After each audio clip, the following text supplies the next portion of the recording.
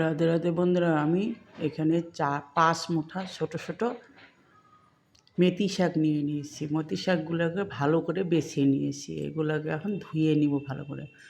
এখন এই যে এই সবজিগুলো সিম, গাজর, বেগুন, মিষ্টি আলু দিয়ে বানাবো। আমি এখন শুকনো লঙ্কা, একটু নুন, রাঁধুনি দিয়ে এটাকে সম্বার দেবো আমি। এখন আমি রাঁধুনি দিয়ে দিলাম একটু। ওই সবজিগুলো সরু সরু করে এই যে এইভাবে কেটে নিয়েছি।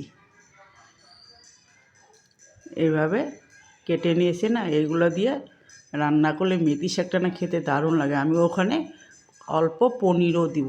আমি এইভাবে কেটেও নিয়েছি আবার। এখন সবজিটা একদম মজে গেছে, এখন শাকগুলো দিয়ে দিচ্ছি আমি। এভাবে রান্না করব।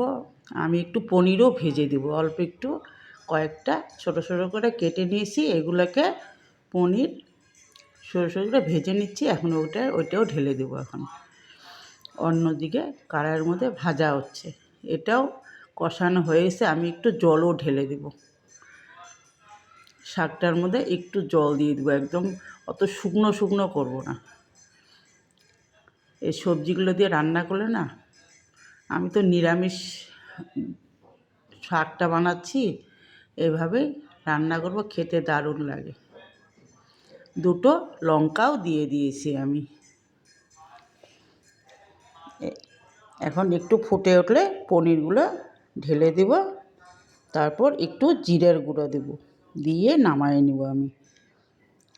পনিরগুলো সব অল্প কটা পনির দিয়ে দিচ্ছি, একটু জিরে গুঁড়ো দিলাম।